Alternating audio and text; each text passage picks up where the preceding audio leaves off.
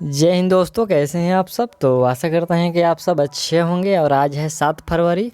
तो 7 फरवरी का जो है आशिकों का रोज डे है और हम लोग का जो है आज संविधान डे है, जिसमें हम लोग भारतीय राज्य व्यवस्था को पढ़ेंगे। तो चलिए हम लोग इसको जो है क्लास शुरू कर देते हैं। और इसका जो आपका क्लास है तो सुबह को 7 बजे प्रतिदिन मिलेगा आपको लगातार 7 फरवरी से 14 फरवरी तक। तो आप लोग इस क्लास में जुड़िए और अपने दोस्तों के पास जो है शेयर थोड़ा कर सकते हैं। तो चलिए हम लोग इसको शुरू कर लेते हैं। और इसमें जो है आपको अच्छे से अच्छे प्रश्न देखने को मिलेगा। इसमें आपका जो लूसेंट का पूरा निचोड़ है, इसमें आपको हर एक फैक्ट से जो आपका भारतीय राज्य व्यवस्था है तो इसमें हर एक फैक्ट से आपको प्रश्न देखने को मिलेगा। आप इस सेट को लगाइए, कुछ से बहुत हद तक आपका जो है प्रश्न इसमें आपको पकड़ पाएंगे। तो चलिए हम लोग इसको शुरू करते हैं। और यहाँ से देखिए जो पहला प्रश्न है ये आपका जो है भारत के संवैधानिक इतिहास है, इससे हम लोग का जो हर एक सेट से हमको 10-10 प्रश्न आपको डाला गया है। ठीक, तो देखिए यहाँ से पहला जो प्रश्न है कि B.R. अम्बेडकर और महात्मा गांधी के मध्य जो सन 1932 में हस्ताक्षरित पूना समझौता के प्रावधान था, तो यह जो पूना समझौता का प्रावधान था आपको हरिजनों के लिए आरक्षण हित जो है संयुक्त निर्वाचन क्षेत्र का वही समझौता प्रावधान था। ठीक, इसमें आपका राइट आंसर डी होगा। चलिए अगला यहाँ से आपको दूसरा जो प्रश्न है इसको सूची 1 को सूची 2 के साथ सम्मिलित करना है। तो एक तरफ देखिए, एक तरफ जो आपका दिया गया है सूरत विभाजन, तो ये जो सूरत विभाजन होता है ये 1907 में हुआ था। दूसरा है कि सांप्रदायिक अधिनिर्माण, तो ये जो सांप्रदायिक अधिनिर्माण है यह है आपका 1932 में हो जाएगा। और जो सर्वदलीय आंदोलन है ये 1928 में हो जाएगा।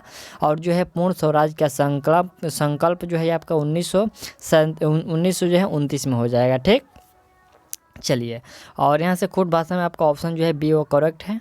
नेक्स्ट जो हम लोग का तीसरा प्रश्न है कि निम्नलिखित में से किस अधिनियम द्वारा भारत के गवर्नर जनरल जो कि अध्यादेश जारी करने की शक्ति प्रदान की गई है, तो यह शक्ति प्रदान किया गया है अधिनियम जो आपका भारतीय परिषद अधिनियम 1861 के तहत ये जो आपका अध्यादेश जारी करने का शक्ति प्रदान किया गया है। ठीक, चलिए अगला यहाँ से हम लोग का जो है प्रश्न है कि सूची 1 को सूची 2 के साथ आपको सम्मिलित करना है। तो देखिए यहाँ से जो अगस्त घोषणा है, यह अगस्त जो घोषणा है आपको लॉर्ड मेंटेग्यू के समय, और जो अगस्त प्रस्ताव है यह है आपका लॉर्ड लिंथिंगो के जो है समय में। और यहाँ पर अगस्त जो संकल्प है तो यह आपका हो जाएगा महात्मा गांधी के संबंध से। और जो प्रत्यक्ष कार्यवाही दिवस है आपका मोहम्मद अली जिन्ना से हो जाएगा। इसमें आपका करेक्ट आंसर ए होगा। चलिए अगला यहाँ से हम लोग का प्रश्न है कि रेगुलेटिंग एक्ट जो है पारित किया गया, तो रेगुलेटिंग जो एक्ट है यह आपको पारित किया गया था 1773 ईस्वी में। राइट आंसर आप लोग ए कर लीजिएगा। रेगुलेटिंग एक्ट 1773 में पारित किया गया है। और अगला देखिए प्रश्न यहाँ से हम लोग का 7वां नंबर जो है कि महारानी जो विक्टोरिया को भारत के सामग्री नियुक्ति किया गया, यहाँ पर भारत की जो सामग्री जो नियुक्ति किया गया है तो वह 1858 में नियुक्ति किया गया। ठीक, इसमें हम लोग का जो 7 प्रश्न था ये आपको संवैधानिक इतिहास से था। अब हम लोग का यहाँ से प्रश्न जो शुरू हुआ ये आपको है संविधान सभा से है। ठीक, देखिए इसमें हम लोग का प्रश्न पहला है कि 1922 ईस्वी में निम्नलिखित में से किसके द्वारा यह उद्गार व्यक्त किया गया कि भारतीय संविधान भारतीयों की इच्छा अनुसार होगी। तो यह जो किसके द्वारा किया गया था, यह बिल्कुल सही, हाँ बिल्कुल, यहाँ पर आपका जो यह किया गया था यह महात्मा गांधी के द्वारा किया गया था जी। यहाँ पर आपका महात्मा गांधी राइट आंसर होगा, ये महात्मा गांधी के द्वारा कहा गया था। चलिए अगला जो यहाँ से हम लोग का प्रश्न है कि 1924 ईस्वी में किसके द्वारा ब्रिटिश सरकार से यह मांग की गई कि भारतीय संविधान का निर्माण के लिए संविधान सभा का गठन किया जाए। तो यह किया गया था मोतीलाल नेहरू के द्वारा। राइट आंसर आप लोग सी कर लीजिए। अगला जो प्रश्न है कि संविधान सभा के विचार का औपचारिक रूप से प्रतिपादन किसके द्वारा किया गया। तो औपचारिक रूप से जो प्रतिपादन किया गया वह M.N. राय के द्वारा औपचारिक रूप से प्रतिपादन किया गया। चलिए अगला जो प्रश्न हम लोग का है कि संविधान सभा को किसने मूर्त रूप प्रदान किया। यहाँ पर जो मूर्त रूप प्रदान किया किसने किया, तो जवाहरलाल नेहरू के द्वारा जो संविधान सभा को मूर्त रूप प्रदान किया गया। चलिए अगला यहाँ से प्रश्न हम लोग का 5वां है कि कांग्रेस ने किस वर्ष किस प्रकार के, यहाँ पर किस वर्ष किसी प्रकार के बाह्य हस्तक्षेप के बिना भारतीय जनता द्वारा संविधान के निर्माण की मांग को लेकर प्रस्ताव पारित किया था। तो यह प्रस्ताव जो पारित किया गया था ये आपको 1936 ईस्वी में प्रस्ताव पारित किया गया था। अगला प्रश्न है कि 1938 ईस्वी में किस व्यक्ति ने वयस्क मताधिकार के आधार पर संविधान सभा के गठन की मांग की? तो यह संविधान सभा के गठन का मांग जवाहरलाल नेहरू के द्वारा किया गया था। राइट आंसर बी कर लीजिए। चलिए अगला यहाँ से हम लोग का जो प्रश्न है 7वां नंबर कि 1942 ईस्वी में जो है किस योजना के तहत यह स्वीकार किया गया कि भारत में एक निर्वाचित संविधान सभा का गठन होगा जो युद्ध रूपांत संविधान का निर्माण करेगा? तो यह योजना जो है क्रिप्स मिशन के योजना के तहत किया गया था। कब हुआ था ये? 1942 में। ठीक, थोड़ा यहाँ से बाहर से म्यूजिक आ रहा है तो आप लोग एडजस्ट कर लीजिएगा, कल से म्यूजिक नहीं आएगा क्योंकि सरस्वती पूजा के अवसर पर यहाँ पर बगल में जो हम लोग का साउंड जो आपसे पिछले वीडियो में मैंने पीछे बोला था कि आपका जो इसलिए वीडियो नहीं आ पा रहा था, लेकिन इसका जो ज़रूरी था तो हम इसका बना रहे हैं, तो कोई बात नहीं। चलिए आप लोग थोड़ा सा एडजस्ट कर लीजिएगा। और यहाँ से 8वां जो प्रश्न है कि संविधान सभा के गठन की मांग जो है सर्वप्रथम 1895 में किसके द्वारा प्रस्तुत की गई? तो 1895 में जो प्रयुक्त किया गया था यह आपको बाल गंगाधर तिलक के द्वारा प्रस्तुत किया गया था। ठीक, राइट आंसर डी कर लीजिएगा। चलिए अगला यहाँ से हम लोग का जो प्रश्न शुरू हुआ तो ये आपको संविधान की प्रस्तावना से प्रश्न है। यह प्रश्न है पहला कि भारतीय संविधान के किस भाग को उसकी आत्मा की आख्या, यहाँ पर आत्मा की जो है आख्या प्रदान की गई है, तो यह आख्या जो प्रदान की गई है प्रस्तावना को किया गया है। ठीक, चलिए दूसरा जो प्रश्न हम लोग का है कि संविधान निर्माताओं ने किस पर विशेष ध्यान दिया था? तो संविधान निर्माताओं ने जो विशेष बल जो दिया था उन्होंने प्रस्तावना पर जो है अधिक बल दिया था। चलिए अगला यहाँ से हम लोग का जो प्रश्न है कि भारत में जनप्रिय संप्रभुता है क्योंकि भारत में संविधान की प्रस्तावना शुरू होती है इन शब्दों से, यानी कि जो संविधान का प्रस्तावना शुरू होती है वो किन शब्दों से होती है? तो हालांकि यह जो शुरू होता है आपका हम और भारत के लोग, इसी से जो आपका शुरू होता है। ठीक, राइट आंसर डी कर लीजिए। चलिए नेक्स्ट जो प्रश्न यहाँ से हम लोग का चौथे नंबर है कि भारत को गणतंत्र क्यों कहा जाता है? बहुत ही अच्छा प्रश्न है कि भारत को गणतंत्र क्यों कहा जाता है? तो देखिए यहाँ राज्य का जो है प्रमुख निर्धारित अवधि के लिए यहाँ निर्वाचित होता है, तो इसलिए भारत को गणतंत्र कहते हैं। चलिए अगला प्रश्न है कि भारत है एक, तो भारत एक जो है धर्मनिरपेक्ष राष्ट्र है। क्या है?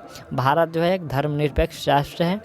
छठा जो प्रश्न है कि धर्मनिरपेक्षता का अर्थ क्या होता है? तो अच्छा प्रश्न है कि धर्मनिरपेक्षता का जो अर्थ होता है कि राज्य सरकार द्वारा किसी धर्म को स्वीकार नहीं करना जो होता है वो धर्मनिरपेक्ष होता है। ठीक, चलिए अगला जो प्रश्न हम लोग का है कि भारत एक धर्मनिरपेक्ष राज्य है, इसका मतलब है कि भारतीय राज्य, इसका मतलब है कि एक भारतीय जो राज्य है वह आपका किसी निश्चित धर्म का समर्थन नहीं करता है। ठीक, कोई जो है निश्चित धर्म का समर्थन जो है नहीं करता है। अगला यहाँ से प्रश्न हम लोग का 8वां है कि गणतंत्र होता है, तो गणतंत्र का मतलब क्या होता है? देखिए गणतंत्र राज्य जहाँ पर अध्यक्ष वंशानुगत रूप से ना हो। ठीक, गणतंत्र का मतलब होता है कि जहाँ से जो राज्य अध्यक्ष होता है वो वंशानुगत, यानी कि पीढ़ी दर पीढ़ी वाला नहीं हो, कोई भी यहाँ पर जो है आपका अध्यक्ष चुना जा सकता है। ठीक, चलिए अगला यहाँ से हम लोग का प्रश्न है, देखिए ये जो प्रश्न है आपको संविधान की विशेषताएं से प्रश्न है। ठीक, आपको मैंने बोला था कि जो हर एक टॉपिक से आपको इसमें प्रश्न डाला गया है, चाहे वो कोई भी टॉपिक हो, अनुच्छेद हो, भाग हो या फिर आपका स्रोत हो, तो ये आपका किससे है? यह आपका जो है संविधान की विशेषताएं से है। ठीक, चलिए पहला प्रश्न है कि विश्व का सबसे बड़ा लिखित एवं सर्वाधिक व्यापक संविधान किस देश का है? तो भारत का है। ठीक, अगला है कि भारतीय संविधान कैसा है?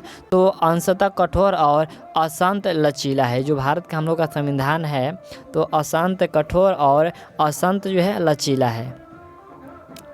अगला प्रश्न यहाँ से हम लोग का है कि भारत का संविधान किस प्रकार का है? तो भारत का जो संविधान है यहाँ से आपका वह आपका भारत का किस प्रकार का है? तो ये आपको नम्य और अनम्य है। क्या है? नम्य और अनम्य है। चलिए अगला प्रश्न देखा जाए कि भारत के संविधान में भारत को माना गया है, यहाँ पर भारत के संविधान में भारत को माना गया है कि राज्यों का एक यूनियन मतलब संघ होता है, तो राज्यों का एक संघ माना गया है। पांचवा प्रश्न है कि भारत एक धर्मनिरपेक्ष देश है, इसका तात्पर्य है? तो इसका तात्पर्य है कि उसका राज्य स्तर पर कोई धर्म नहीं है। ठीक, चलिए अगला प्रश्न है कि निम्नलिखित कथनों में कौन सही है। तो कथन इसमें आपका 4 दिए गए हैं, तो इसमें आपका चौथा सही है कि भारत एक संसदात्मक प्रजातंत्र है। यह कथन जो है बिल्कुल सत्य है। चलिए अगला यहाँ से 7वां प्रश्न है कि भारतीय संविधान के संबंध में कौन सा कथन सही है। तो इसमें कथन आपको सही है कि यह दूसरे देशों के संविधान से प्रभावित है। यह जो है दूसरे देशों के संविधान से प्रभावित है। आपका राइट आंसर आपका बी होगा। चलिए अगला जो यहाँ पर 8वां प्रश्न है कि निम्नलिखित में से कौन सा कथन सही है। इसमें भी आपको कथन सही कहना है। तो देखिए पहला है कि भारत का संविधान भारत में संसदीय पद्धति की सरकार की व्यवस्था करता है।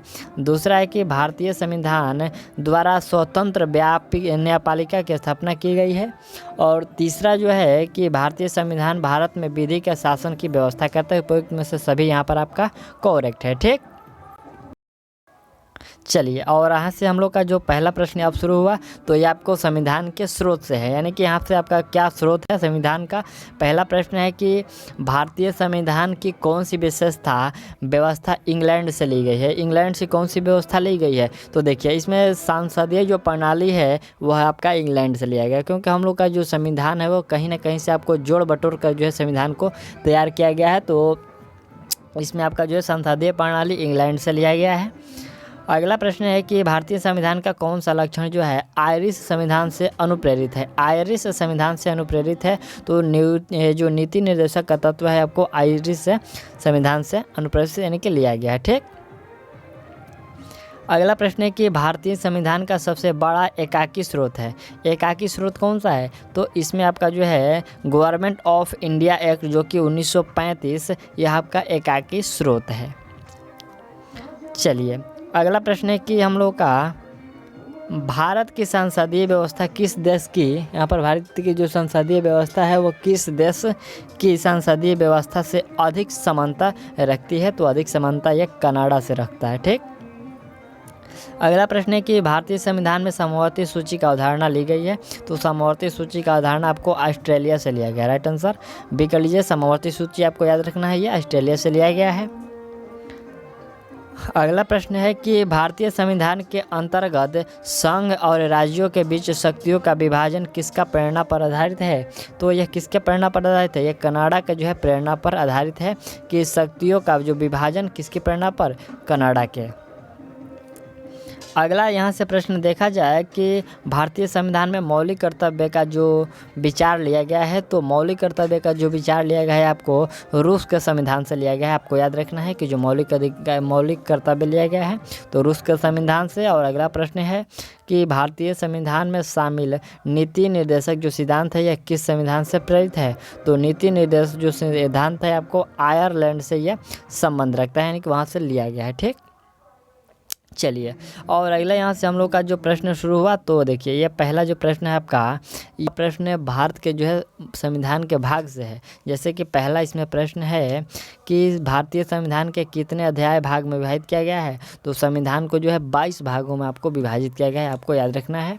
और चलिए अगला दूसरा जो प्रश्न है कि संविधान के किस भाग में संशोधन की प्रक्रिया उल्लेख है। तो संशोधन की जो प्रक्रिया उल्लेख है ये आपको भाग 20 में उल्लेख है। ठीक, चलिए अगला प्रश्न है कि संविधान के किस भाग में पंचायती राज व्यवस्था संबंधी प्रावधान किए गए हैं। तो पंचायती राज जो व्यवस्था प्रावधान किए गए हैं यह आपका किया गया है भाग 8 में। ठीक, पंचायती राज जो है भाग 8 में आपको यह प्रावधान किया गया है। तो राइट भाग पंचायती राज वाला 8 नहीं होता है जी, पंचायती राज वाला भाग जो होता है वो 9 होता है। ठीक, यहाँ पर आप लोग राइट आंसर ए कर लीजिएगा 9 से। चलिए अगला यहाँ से प्रश्न हम लोग का कि संविधान के किस भाग में अस्थायी जो है संक्रमणकालीन और विशेष उपबंधों के प्रावधान है। तो यह जो है आपका भाग 21 में कि समकालीन जो है विशेष उपबंधों का प्रावधान है। ठीक, अगला है कि हमारे संविधान के किस भाग में 3 सपनों में, यहाँ पर 3 सोपानों में पंचायत की परिकल्पना है। तो यह आपका भाग 9 में जो है परिकल्पना है। ठीक, चलिए अगला यहाँ से हम लोग का प्रश्न जो छठा नंबर है, कह रहा है कि निम्नलिखित में से संविधान का कौन सा भाग नगर पालिकाओं से संबंध रखता है। तो नगर पालिकाओं से जो संबंध रखता है आपको भाग 9 के ए जो है यह नगर पालिकाओं से संबंध रखता है। ठीक। अगला यहाँ सातवां प्रश्न है कि संविधान के किस भाग में नीति निर्देशक तत्वों का उल्लेख किया गया है। तो नीति निर्देशक तत्वों का उल्लेख जो है चतुर्थ भाग में किया गया है। राइट आंसर आप लोग बी कर लीजिए। अगला प्रश्न है कि संविधान के भाग 1 में निम्न में से किसका वर्णन है। तो भाग 1 में जो वर्णन किया गया है आपको संघ और उसका जो राज्य क्षेत्र है वो भाग 1 में आपको वर्णन किया गया है। ठीक। चलिए 9वां नंबर जो प्रश्न है कि भारतीय संविधान के निम्नलिखित में से किस अध्याय में जनता को गारंटी मूल अधिकार दिया गया है। तो गारंटी मूल अधिकार जो दिया गया है भाग 3 में दिया गया है। ठीक। चलिए यहाँ से हम लोग का जो 9 प्रश्न कंप्लीट हो गया और ये जो प्रश्न है आपका तो ये संविधान के अनुसूचिया से शुरू हो गया। पहला प्रश्न हम लोग का कि भारत में जो है वर्तमान में भारतीय संविधान में कुल कितनी अनुसूचियाँ है। तो वर्तमान में अनुसूचिया आपका 12 है। राइट आंसर कितना 12 कर लीजिएगा। ठीक। अगला जो यहाँ से हम लोग का प्रश्न है कि संविधान सभा के प्रारूप समिति द्वारा प्रस्तुत प्रस्तुत प्रारूप जो संविधान में कितनी अनुसूचियाँ है। तो यहाँ पर प्रारूप रूप से जो है 8 समितियाँ अनुसूचियाँ है। ठीक। चलिए अगला यहाँ से प्रश्न है कि संविधान सभा द्वारा अंकित रूप से पारित संविधान में कुल कितनी अनुसूचियाँ है। तो पारित रूप से जो इसमें भी 8 अनुसूचियाँ है। ठीक। अगला प्रश्न है कि मूल संविधान में कितनी अनुसूचियाँ है। मूल संविधान जो शुरू में बना था तो उसमें भी कितना आपका मूल संविधान में जो आपका अनुसूचियों की संख्या था तो वह 8 ही था। ठीक। यहाँ पर आप लोग राइट आंसर 8 ही कर लीजिएगा। मूल में भी 8 ही था। अगला यहाँ से प्रश्न है कि किस संविधान संशोधन अधिनियम द्वारा भारतीय संविधान में 9वीं अनुसूची जोड़ी गई। तो 9वीं अनुसूची जोड़ा गया था आपको पहले संविधान संशोधन में। ठीक। चलिए अगला प्रश्न है कि 92वें संविधान संशोधन अधिनियम जो है 1985 ईस्वी में हुआ था। सभी को पता है। कौन सी अनुसूची को भारतीय संविधान में शामिल किया गया। तो उस समय जो है आपको 10वीं अनुसूची को शामिल किया गया था 1985 में। अगला प्रश्न है कि 73वें संविधान संशोधन अधिनियम द्वारा भारतीय संविधान में कौन सी अनुसूची जोड़ी गई। तो 73वां में जो अनुसूची जोड़ा गया था उस समय आपका 11वीं अनुसूची जोड़ा गया था। ठीक। चलिए अगला प्रश्न है कि 74वें संविधान संशोधन अधिनियम द्वारा भारतीय संविधान में कौन सी अनुसूची जोड़ी गई। 74वें संविधान संशोधन द्वारा जो अनुसूची जोड़ी गई वह 12वीं अनुसूची जोड़ी गई। अगला प्रश्न है कि संविधान की द्वितीय अनुसूची का संबंध किससे है। तो द्वितीय अनुसूची का जो संबंध है वह आपको महत्वपूर्ण पदाधिकारियों के वेतन से संबंध है। ठीक। द्वितीय अनुसूची का जो संबंध है वह महत्वपूर्ण जो है पदाधिकारियों के वेतन से संबंध है। अगला प्रश्न है कि भारत संघ में शामिल राज्यों और संघ शासित क्षेत्रों का उल्लेख भारतीय संविधान के किस अनुसूची में है। तो वह जो है प्रथम अनुसूची में है। आप लोग राइट आंसर ए कर लीजिएगा। प्रथम अनुसूची में शामिल है कि भारत संघ में शामिल राज्यों और संघ शासित क्षेत्रों का उल्लेख है।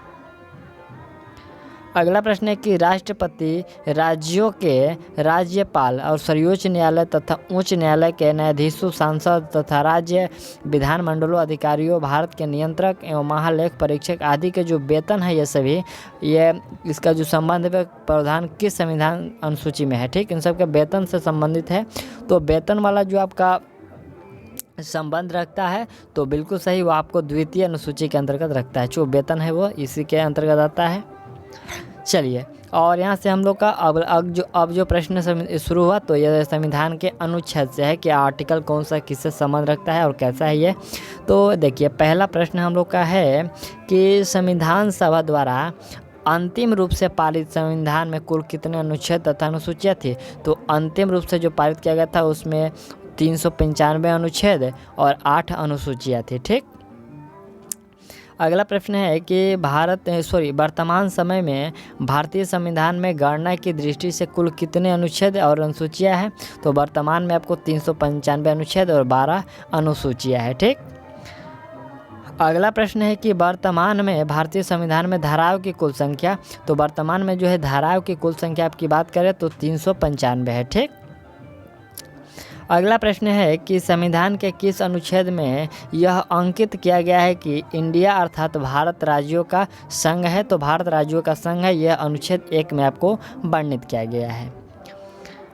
नेक्स्ट प्रश्न है कि संविधान के अनुच्छेद 1 में भारत को क्या कहा गया है। तो भारत को यहाँ पर परिसंघ प्रबल एकात्मक आधार के साथ कहा गया। क्या कहा गया है कि संविधान 1 में कि जो परिसंघ प्रबल एकात्मक आधार के साथ कहा गया है।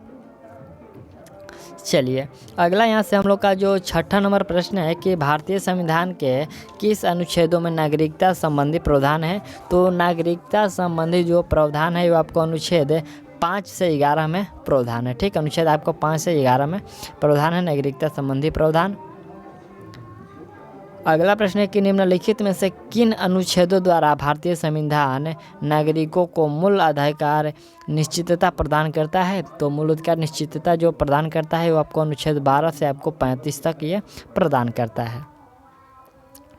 अगला प्रश्न है कि नौकरियों तथा शैक्षणिक संस्थाओं में समाज के कमजोर वर्ग के लिए आरक्षण उपलब्ध कराने के लिए केंद्र सरकार को संविधान का कौन सा अनुच्छेद अधिकार प्रदान है। तो यह आपको अनुच्छेद जो है 16 प्रदान है। राइट आंसर बी होगा। ठीक, चलिए अगला जो यहाँ से हम लोग का प्रश्न 9 नंबर है कि भारत के संविधान का निम्नलिखित में से कौन सा अनुच्छेद जो है अस्पृश्यता का उन्मूलन करता है तथा किसी भी रूप में इसके आचरण का निषेध करता है। तो आचरण का जो निषेध करता है वो अनुच्छेद 17 निषेध करता है। ठीक, चलिए अगला जो हम लोग का प्रश्न शुरू हुआ है तो यह प्रश्न आपको संघ और उसके राज्य क्षेत्र से संबंधित है। तो पहला प्रश्न इसमें कह रहा है कि भारत एक है। तो भारत जो एक है वो क्या है। तो बहुत ही अच्छा प्रश्न है कि भारत जो है एक आपका राज्यों का संघ है। ठीक, चलिए अगला यहाँ से हम लोग का जो प्रश्न है इसको थोड़ा सा छोटा कर लेते। कह रहा है प्रश्न कि भारतीय संविधान के अनुच्छेद 1 में यह घोषणा की गई है कि इंडिया अर्थात भारत, तो इंडिया अर्थात जो भारत है एक राज्यों का संघ है, यह अनुच्छेद 1 में ही वर्णित किया गया है। ठीक, तीसरा प्रश्न है कि भारत का संविधान भारत को कैसे वर्णित करता है। तो भारत का संविधान जो है भारत को वर्णित करता है राज्यों का संघ के तरफ से। ठीक, नेक्स्ट प्रश्न है कि आंध्र प्रदेश एक भाषाई राज्य के रूप में गठित हुआ। तो आंध्र प्रदेश एक भाषाई राज्य के रूप में गठित हुआ था 1953 में। ठीक, चलिए अगला यहाँ से हम लोग का प्रश्न है कि भारतीय संघ में किस राज्य को सम्मिलित करने का अधिकार, यहाँ पर करें कि किसी राज्य को सम्मिलित करने का जो अधिकार किसे है। तो यह जो अधिकार है आपको सांसद के पास है। ठीक, अगला प्रश्न है कि किसी राज्य के नाम में परिवर्तन का अधिकार निम्नलिखित में से किसको प्राप्त है। हम लोग का राज्य का जो नाम चेंज करने का यह अधिकार है तो यह आपको सांसद को है यह अधिकार। ठीक, चलिए अगला प्रश्न है कि राज्यों में पुनर्गठन संबंधी विधेयक को सांसद में प्रयुक्त करने से पूर्व जो है किसकी सहमति प्रदान करना आवश्यक होता है। तो देखिए उस समय जो है संबंधित राज्य के राज्यपाल से यहाँ पर जो है सहमति प्राप्त करना आवश्यक होता है। राइट आंसर बी हो जाएगा। ठीक, यहाँ पर राज्य में पुनर्गठित जो विधेयक, यहाँ से आप लोग राष्ट्रपति कर लीजिएगा। यहाँ पर यह राष्ट्रपति से आपको जो है सहमति लेना होता है, राज्यपाल से नहीं, राष्ट्रपति से। ठीक, चलिए अगला यहाँ से हम लोग का जो प्रश्न शुरू हुआ तो यह 1 से प्रश्न जो है आपका नागरिकता से है। ठीक, किससे है, यह नागरिकता का प्रश्न है। और इसमें प्रश्न है कि भारतीय संविधान के किन अनुच्छेदों में नागरिकता संबंधी प्रावधान किए गए हैं। तो नागरिकता संबंधी जो प्रावधान किए गए हैं अनुच्छेद आपको 5 से 11 में। ठीक, आपका ऑप्शन जो है बी करेक्ट है। अगला प्रश्न है कि भारतीय संविधान निम्नलिखित में से कौन सी नागरिकता प्रदान करता है। तो यह नागरिकता आपको एकल नागरिकता प्रदान करता है। नेक्स्ट प्रश्न है कि किस अनुच्छेद के तहत सांसद को नागरिकता के संबंध में कानून बनाने का अधिकार प्रदान किया गया है। तो यह जो प्रदान किया गया है अनुच्छेद 11 के तहत यह प्रावधान किया गया है। अगला प्रश्न है कि भारतीय नागरिकता नहीं प्राप्त की जा सकती है। तो भारतीय नागरिकता या जो है आपका भारतीय बैंक में धन जमा करके जो है नागरिकता प्राप्त नहीं की जा सकती है। ठीक, चलिए अगला यहाँ से प्रश्न है कि देशीयकरण द्वारा निम्नलिखित प्राप्ति का एक तरीका क्या है। ठीक, तो एक जो तरीका है यहाँ से विदेशी पुरुषों से विवाह करने पर। यहाँ पर प्रश्न है कि देशीयकरण द्वारा नागरिकता मुक्ति का एक तरीका है तो विदेशी पुरुषों से विवाह करने पर। ठीक। अगला प्रश्न है कि नागरिक बनने की निम्नलिखित शर्तों में से एक आवश्यक शर्त क्या है? तो यह आवश्यक शर्त है कि राज्य का सदस्य होना। ठीक। अगला प्रश्न है कि पाकिस्तान से आकर भारत में नागरिकता प्राप्त करने संबंधी प्रावधान का वर्णन निम्नलिखित में से किस अनुच्छेद में वर्णित है? तो यह वर्णित है आपका अनुच्छेद 6 में। ठीक। चलिए, अगला प्रश्न है कि नागरिकता के लोप होने का एक नियम है। तो नागरिकता का लोप होने का एक नियम है कि देशद्रोह का अपराध सिद्ध होने पर। ठीक। नागरिकता का लोप होना, ये देशद्रोह का जो अपराध सिद्ध होने पर इसको नागरिकता खो दी जाती है। ठीक। चलिए, अगला यहाँ से हम लोग का जो प्रश्न शुरू हुआ तो यह आपका मूल अधिकार से प्रश्न क्या है? यह प्रश्न आपका मूल अधिकार से शुरू हुआ। इसमें पहला प्रश्न है कि मौलिक अधिकार संविधान के किस भाग में वर्णित है? तो मौलिक अधिकार जो है संविधान के भाग 3 में वर्णित है। ठीक। चलिए, अगला प्रश्न हम लोग का है कि भारत के संविधान का भाग जो 3 है वो संबंध रखता है। तो अभी हम लोगों ने देखा है आपको किससे संबंध रखता है, आपको यह मूल अधिकारों से संबंध रखता है, भाग 3। अगला प्रश्न 3 नंबर है कि मूल अधिकारों को सर्वप्रथम किस देश में संवैधानिक मान्यता प्रदान की गई? तो संवैधानिक मान्यता जो प्रदान की गई है संयुक्त राष्ट्र अमेरिका में प्रदान की गई। यहाँ से चौथा प्रश्न है कि भारतीय नागरिकों के मौलिक अधिकारों का वर्णन है। तो मौलिक अधिकारों का वर्णन है आपको संविधान के अनुच्छेद 12 से लेकर 35 तक। किससे? संविधान 12 से लेकर 35 तक यह वर्णित है। राइट आंसर कर लीजिएगा। अगला प्रश्न है कि डॉक्टर भीमराव अंबेडकर ने भारतीय संविधान के किस भाग को सर्वाधिक आलोकित भाग कहा है? तो आलोकित भाग कहा उन्होंने भाग 3 को। ठीक। चलिए, अगला छठा जो प्रश्न है कि मूल अधिकार मूल कहते हैं क्योंकि, यहाँ पर मूल अधिकार को जो है मूल कहते हैं, क्यों कहते हैं मूल? तो देखिए, मानव के प्राकृतिक और अप्रतिदेय अधिकार है, इसलिए यहाँ पर आपको मूल कहते हैं। ठीक। राइट आंसर आप लोग डी कर लीजिएगा। चलिए, यहाँ से हम लोग का मूल अधिकार से 13 प्रश्न लिया गया है। तो इसमें देखिए और प्रश्न कह रहे हैं कि भारतीय संविधान के भाग जो 3 में कुल कितने अनुच्छेदों में मूल जो है अधिकारों का वर्णन है? तो मूल अधिकारों का जो वर्णन किया गया है वो आपको 24 अनुच्छेदों का वर्णन किया गया है। ठीक। नेक्स्ट प्रश्न है कि प्रारंभ में कितने मौलिक अधिकार दिए गए थे? तो प्रारंभ में जो है आपका 7 मौलिक अधिकार दिए गए थे। और 9 नंबर जो प्रश्न है कि वर्तमान में भारतीय नागरिकों को कितने मौलिक अधिकार प्राप्त है? तो आपको 6 मौलिक अधिकार प्राप्त है। अगला प्रश्न है कि भारत के संविधान में मौलिक अधिकार, तो भारत के संविधान में जो मौलिक अधिकार है वो आपको मूल संविधान का हिस्सा था। क्या था? मूल संविधान का हिस्सा था।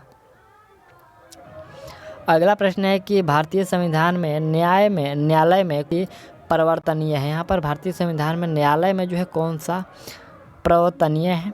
तो परिवर्तनीय जो है आपका मूल अधिकार परिवर्तनीय है। अगला प्रश्न है कि मौलिक अधिकारों को लागू करने का दायित्व है। तो यह किसका दायित्व है? यह दायित्व है आपका, देखिए, उच्चतम न्यायालय और उच्च न्यायालय दोनों पर जो है दायित्व है। ठीक। उपयुक्त में से दोनों होगा। अगला प्रश्न है कि मौलिक अधिकारों का निलंबन कौन कर सकता है? तो मौलिक अधिकारों का जो निलंबन है वह कर सकता है आपका, देखिए यहाँ से आपका सांसद जो है सांसद नहीं, राष्ट्रपति निलंबित कर सकता है। जो मौलिक अधिकारों का निलंबन है वो राष्ट्रपति कर सकता है। ठीक। चलिए, अगला यहाँ से हम लोग का जो प्रश्न स्टार्ट होता है तो यह प्रश्न आपका राज्य के नीति निर्देशक तत्वों से लिया गया। कहाँ से है? राज्य के नीति निर्देशक तत्वों से कुछ प्रश्न लिए गए हैं। चलिए हम लोग इसको देखते हैं। पहला प्रश्न है कि भारतीय संविधान में राज्य के नीति निर्देशक तत्व ग्रहण किए गए हैं। तो यह ग्रहण किया गया है आपको आयरलैंड से। राइट आंसर आपका बी होगा। चलिए, अगला प्रश्न है कि राज्य के नीति निर्देशक तत्वों का उल्लेख भारतीय संविधान के किस भाग में है? तो यह भारतीय संविधान के जो है आपका भाग 4 में है। ठीक। इसमें है भाग 4 में है। अगला प्रश्न हम लोग का कि भारतीय संविधान के किस अनुच्छेद में राज्य के नीति निर्देशक तत्वों का उल्लेख है? तो नीति निर्देशक तत्वों का जो उल्लेख है वह अनुच्छेद 36 से लेकर 51 में। ठीक। अगला यहाँ से प्रश्न है कि संविधान का वह कौन सा भाग है जो संविधान के निर्माताओं के मस्तिष्क और उद्देश्यों को प्रतिबिंबित करता है, तो वह कौन सा है? वह कौन सा है? राज्य के जो नीति निर्देशक तत्व है आपको निर्माताओं के मस्तिष्क और उद्देश्यों को प्रतिबिंबित करता है। राइट आंसर आप लोग सी कर लीजिएगा। अगला प्रश्न यहाँ से हम लोग का है कि राज्य के नीति निर्देशक तत्वों में निम्नलिखित में से यहाँ पर किन किन प्रकार के सिद्धांतों अंतर्निहित है? तो यहाँ पर जो है आपको उपयुक्त में से सभी अंतर्निहित है, यानी कि आर्थिक सिद्धांत, सामाजिक सिद्धांत और प्रशासनिक सिद्धांत उपयुक्त में से सभी होगा। ठीक, चलिए यहाँ से छठा जो प्रश्न है कि भारतीय संविधान में राज्य के नीति निर्देशक सिद्धांतों को यहाँ पर शामिल करने के पीछे मुख्य उद्देश्य क्या था?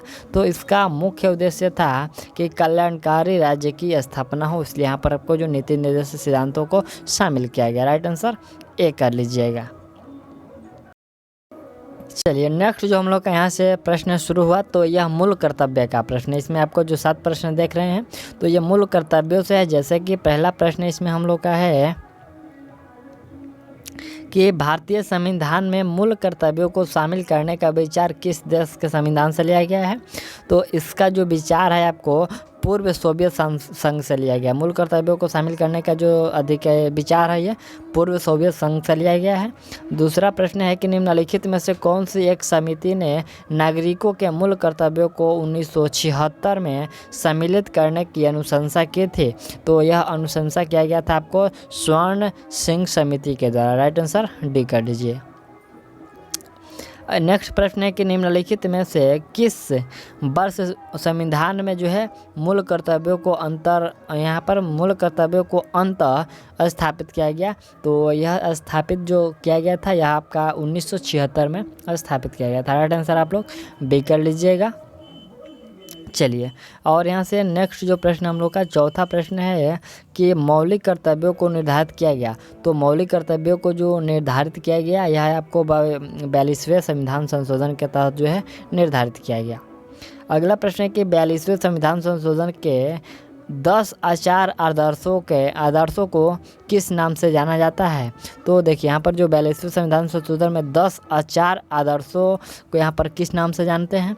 तो उसको जाना जाता है आपको मौलिक कर्तव्य के नाम से। ठीक, अगला प्रश्न है कि 1976 में 42वें संविधान संशोधन द्वारा संविधान में नागरिकों के लिए कितने मौलिक कर्तव्य निश्चित किए गए? तो नागरिकों के लिए वहाँ पर जो है 10 मौलिक कर्तव्य शामिल किए गए, निश्चित किए गए। नेक्स्ट प्रश्न है कि भारतीय संविधान में मूल कर्तव्य कब समाविष्ट किए गए, यानी कि इसमें जोड़ा गया?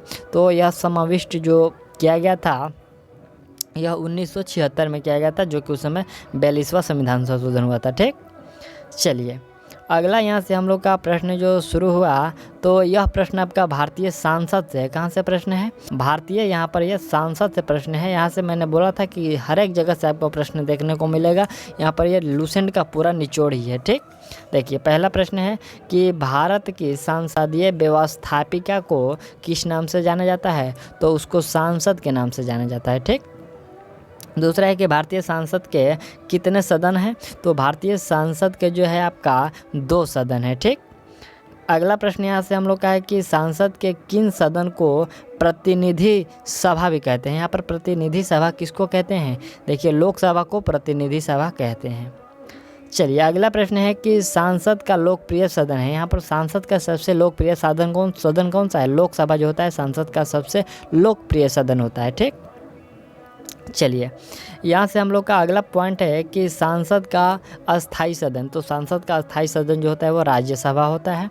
छठा प्रश्न है कि भारतीय संसद में शामिल है। तो भारतीय संसद में क्या शामिल है? उसमें आपको लोकसभा और राज्यसभा एवं राष्ट्रपति ये 3 जो है शामिल है। ठीक, चलिए अगला यहाँ से अगला जो हम लोग का प्रश्न शुरू होता है, तो ये आपको राष्ट्रपति से प्रश्न लिया गया है। कहाँ से? राष्ट्रपति से प्रश्न लिया गया है कि भारत के राष्ट्रपति की तुलना निम्नलिखित में से किससे करना सर्वाधिक उचित है? तो सर्वाधिक जो उचित होता है भारत के राष्ट्रपति की तुलना करना, यह होता है आपका ब्रिटेन के सम्राट से। किससे? ब्रिटेन के सम्राट से यह उचित होता है। चलिए अगला प्रश्न है कि भारत में कार्यपालिका का अध्यक्ष कौन होता है? भारत में कार्यपालिका का जो अध्यक्ष होता है वो राष्ट्रपति होता है। ठीक, चलिए अगला यहाँ से प्रश्न है कि संघ की कार्यपालिका शक्ति निहित होती है, तो संघ के जो कार्यपालिका शक्ति निहित होती है वह आपको राष्ट्रपति में निहित होती है। नेक्स्ट चौथा नंबर प्रश्न है कि भारत का राष्ट्रपति, तो भारत का जो राष्ट्रपति है राज्य का प्रधान है। क्या है? राज्य का प्रधान है। चलिए अगला यहाँ से हम लोग का जो प्रश्न है, तो यह प्रश्न आपको उपराष्ट्रपति से लिया गया। कहाँ से? यह हम लोग का प्रश्न उपराष्ट्रपति का है। पहला है प्रश्न हम लोग का कि भारत के उपराष्ट्रपति की स्थिति की तुलना किस देश के उपराष्ट्रपति से की जा सकती है? तो इसकी जो तुलना है यहाँ पर संयुक्त राष्ट्र अमेरिका से की जा सकती है। यहाँ पर आपका राइट आंसर ए होगा। चलिए अगला यहाँ से हम लोग का प्रश्न है कि भारत में उपराष्ट्रपति का पद, तो भारत में उपराष्ट्रपति का जो पद होता है वो संविधान में प्रारंभ से ही है। किससे है? उपराष्ट्रपति का जो पद होता है वो संविधान में प्रारंभ से ही है। तीसरा जो प्रश्न है कि उपराष्ट्रपति पद की अर्हता के संबंध में क्या सही नहीं है? तो देखिए इसमें क्या सही नहीं है। देखिए पहला है कि वह भारत का नागरिक हो, सही है। वह कम से कम 35 वर्ष की आयु का हो, ये भी आपका सही है। लेकिन यहाँ पर कि राज्यसभा का सदस्य, ये कोई मायने नहीं रखता है, ये गलत है और उपयुक्त में से कोई नहीं, तो यही गलत था।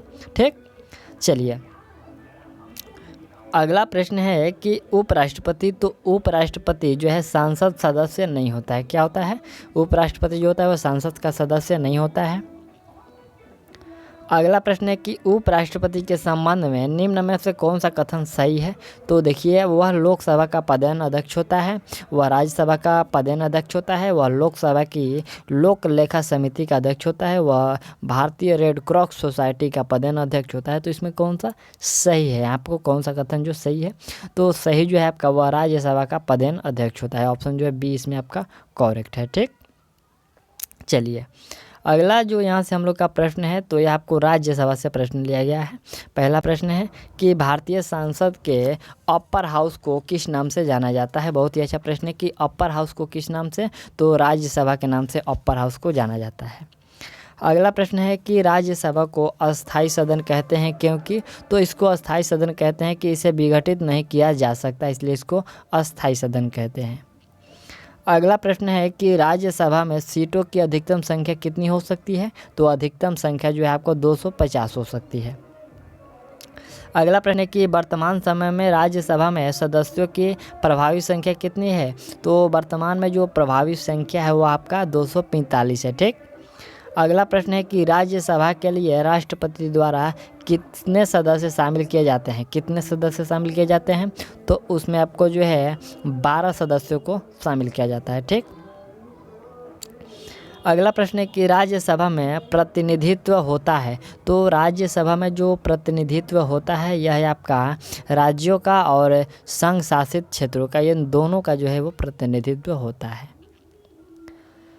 नेक्स्ट प्रश्न है कि जिन संघ यहाँ पर जिन संघ शासित क्षेत्रों में विधानसभाएं नहीं होती है उसके प्रतिनिधि किस प्रकार चुने जाते हैं? तो उसके प्रतिनिधि जो है विशेष निर्वाचन मंडल के द्वारा चुने जाते हैं।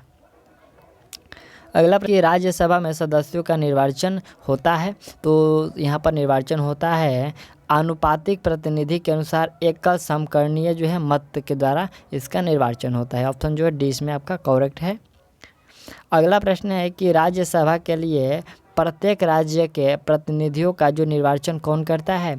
तो इसका जो निर्वाचन है, बहुत अच्छा प्रश्न है कि इसका निर्वाचन जो है विधानसभा के निर्वाचित सदस्य करता है। ठीक, 10 नंबर जो प्रश्न है कि राज्यसभा में राज्यों का प्रतिनिधित्व किस बात पर निर्भर करता है? तो यह प्रतिनिधित्व जो आपको राज्य की जनसंख्या पर निर्भर करता है। ठीक, प्रश्न है कि राज्यसभा में राज्यों का जो प्रतिनिधित्व किस बात पर निर्भर करता है? तो राज्य की जनसंख्या पर निर्भर करता है। ठीक, चलिए अगला यहाँ से हम लोग का जो प्रश्न है, तो ये आपको लोकसभा से प्रश्न है। पिछला जो था ये राज्यसभा से और ये हम लोग का लोकसभा से है। प्रश्न पहला है कि निम्नलिखित में से कौन जो है जनता द्वारा प्रत्यक्ष रूप से निर्वाचित सदन है? जनता द्वारा प्रत्यक्ष रूप से निर्वाचित सदन कौन सा है? तो वह सदन है आपका लोकसभा। ठीक, चलिए दूसरा जो प्रश्न है कि भारत में लोकसभा किसका प्रतिनिधित्व करता है? तो यह जो है आपका भारतीय जनता का प्रतिनिधित्व करता है। चलिए नेक्स्ट जो प्रश्न है कि भारतीय संविधान के किस अनुच्छेद में लोकसभा के गठन का गठन के संबंध में प्रावधान किया गया है? तो यह गठन का जो प्रावधान है अनुच्छेद 81 और 331 इन दोनों में जो है आपका लोकसभा के गठन का प्रावधान किया गया है। ठीक। अगला प्रश्न है कि मूल संविधान में लोकसभा सदस्यों की संख्या कितनी निर्धारित की गई है? तो यहाँ पर निर्धारित की गई है 500। कितना? 500। अगला प्रश्न है कि 31वें संवैधानिक संशोधन अधिनियम द्वारा लोकसभा की अधिकतम सदस्य संख्या कितनी निर्धारित की गई है? तो अधिकतम जो किया गया है आपको 545 किया गया है। ठीक। चलिए अगला यहाँ से प्रश्न है कि लोकसभा की अधिकतम सदस्य संख्या पर अधिकतम सदस्य जो है संख्या कितनी हो सकती है? तो अधिकतम में यहाँ पर आपका 552 हो सकता है। ठीक। चलिए अगला प्रश्न है कि वर्तमान में लोकसभा के कितने सदस्यों को राज्य की जनता सीधे निर्वाचित करती है? तो डायरेक्ट निर्वाचित यहाँ पर 530 को किया जाता है। ठीक। चलिए अगला यहाँ से हम लोग का जो अगला जो प्रश्न है तो यह प्रधानमंत्री का प्रश्न है। कहाँ से? ये आपको प्रधानमंत्री से प्रश्न लिया गया है। यह प्रश्न पहला है कि लगातार दूसरी बार प्रधानमंत्री पद पर आसीन होने वाले व्यक्ति, यानी कि दूसरी बार प्रधानमंत्री बनने वाले कौन व्यक्ति हैं? तो इसमें आपका जो है इन सभी ने, जो देखिए जवाहरलाल नेहरू भी थे, इंदिरा गांधी भी थे और अटल बिहारी, इन तीनों ने है 2-2 बार प्रधानमंत्री के पद पर रह चुके हैं। ठीक। अगला प्रश्न है कि भारत के प्रधानमंत्री, तो भारत के प्रधानमंत्री क्या होते हैं? वह आपको नियुक्त होते हैं। ठीक। चलिए अगला प्रश्न है हम लोग का कि भारत के प्रधानमंत्री का पद, तो भारत के प्रधानमंत्री का जो पद होता है वो संविधान द्वारा गठित है। नेक्स्ट जो चौथा प्रश्न है कि प्रधानमंत्री की नियुक्ति कौन करता है? तो प्रधानमंत्री का जो नियुक्ति है वो राष्ट्रपति के द्वारा की जाती है। ठीक। चलिए अगला प्रश्न है कि प्रधानमंत्री को उसके पद की गोपनीयता की शपथ कौन दिलाता है? तो उसका जो गोपनीयता का शपथ है वह दिलाया जाता है आपको राष्ट्रपति के द्वारा। चलिए यहाँ पर से हम लोग का छठा प्रश्न है कि सामान्यतः प्रधानमंत्री, तो सामान्यतः जो प्रधानमंत्री है वो लोकसभा के बहुमत दल का नेता होता है। ठीक। लोकसभा के बहुमत दल का नेता होते हैं प्रधानमंत्री। चलिए अगला जो हम लोग का यहाँ से प्रश्न शुरू होता है तो यह प्रश्न आपका संसदीय मंत्री परिषद से है। ठीक। कहाँ से है? संसदीय मंत्री परिषद से प्रश्न है कि यथार्थ में कार्यपालिका की जो समस्त सत्ता निम्नलिखित में से किस में जो है निहित होती है? तो यहाँ पर पूछा गया कि यथार्थ में जो कार्यपालिका की समस्त सत्ता निम्नलिखित में से किस पर निहित होती है? तो यह निहित होती है मंत्री परिषद पर। ठीक। अगला प्रश्न है कि भारत के केंद्रीय मंत्री परिषद की बैठक की अध्यक्षता कौन करते हैं? तो इसका जो बैठक है वो प्रधानमंत्री के द्वारा की जाती है। अगला प्रश्न है कि मंत्री परिषद निम्नलिखित में से किसके प्रसाद पर्यंत पदासीन रहता है? तो यह पदासीन रहते हैं आपको लोकसभा के। ठीक। अगला प्रश्न है कि कौन व्यक्ति मंत्री परिषद का जो सदस्य हो सकता है? तो मंत्री परिषद का जो सदस्य हो सकता है संसद का सदस्य हो सकता है। ठीक। चलिए अगला जो प्रश्न है कि क्या राज्यसभा में मनोनीत व्यक्ति मंत्री परिषद का सदस्य बन सकता है? तो क्या होगा? यह आपका हाँ बन सकता है। ठीक। अगला प्रश्न है कि मंत्री परिषद के सदस्यों को पद की गोपनीयता का शपथ कौन दिलाता है? तो गोपनीयता का जो शपथ है यह आपको राष्ट्रपति दिलाता है। ठीक। चलिए सातवां प्रश्न है कि कोई व्यक्ति संसद के किसी भी सदन का सदस्य यहाँ पर सदस्य हुए बिना केंद्र में कितनी अवधि तक मंत्री रह सकता है? तो वह जो है केंद्र में मंत्री रह सकता है आपको 6 महीने तक। ठीक। चलिए अगला यहाँ से हम लोग का जो प्रश्न है तो यह प्रश्न आपका है कि प्रमुख जो है पदाधिकारी गण से है। किससे है? प्रमुख पदाधिकारी गण से प्रश्न है। कह रहा है कि भारतीय संविधान में निम्नलिखित में से किस पद का उल्लेख नहीं है? तो उप प्रधानमंत्री का जो पद है इसका उल्लेख नहीं है।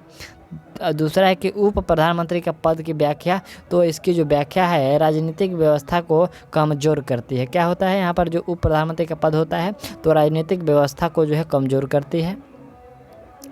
अगला प्रश्न है कि भारतीय परिस्थितियों में उप प्रधानमंत्री, यहाँ पर उप प्रधानमंत्री प्रधानमंत्री का प्रतियोगी होता है। ठीक। यहाँ पर है कि भारतीय परिस्थितियों में जो है उप प्रधानमंत्री जो होते हैं वह प्रधानमंत्री के उपयोगी होते हैं। राइट आंसर बी होगा।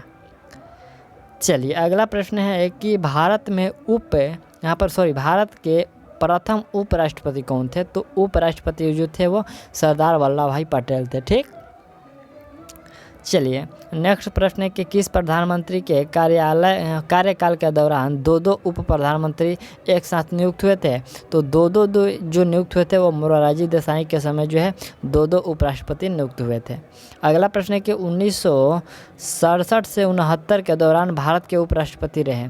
तो 67 से 69 के जो बीच यहाँ पर रहे हैं वो आपको चौधरी चरण सिंह और बाबू जगजीवन रहे हैं। कौन कौन? चौधरी चरण और बाबू जगजीवन, वो दो व्यक्ति रहे थे। इसमें आपको आंसर में जो ऑप्शन में नहीं दिया गया। ठीक, कौन कौन थे? चौधरी चरण सिंह और जो है बाबू जगजीवन जो थे वहाँ पर किस समय? मोरारजी देसाई के समय थे। ठीक, चलिए नेक्स्ट जो हम लोग का प्रश्न है, देखिए यहाँ से हम लोग इसको बढ़ते हैं।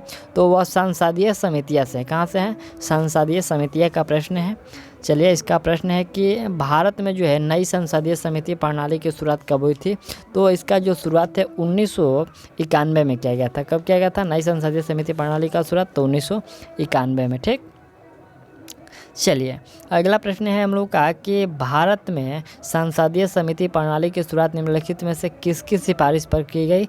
तो यह संसदीय नियम समिति के सिफारिश पर की गई थी। ठीक, चलिए अगला यहाँ से हम लोग का तीसरा जो प्रश्न है कि संसदीय समिति प्रणाली के तहत 12 अप्रैल 1993 से कितने समितियों ने कार्य करना शुरू किया?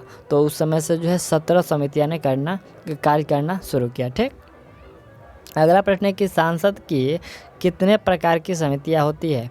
तो सांसद के जो है आपका अस्थाई समिति और तदार्थ समिति, यहाँ पर अस्थाई समिति और तदार्थ समिति है दोनों होती है। ठीक, चलिए अगला प्रश्न है कि निम्नलिखित में से कौन अस्थाई समिति है?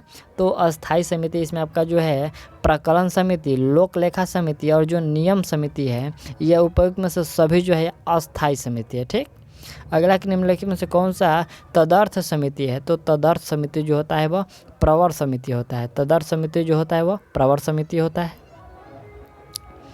नेक्स्ट जो प्रश्न है कि किस समिति को अस्थाई मिथ्याविता समिति भी कहा जाता है?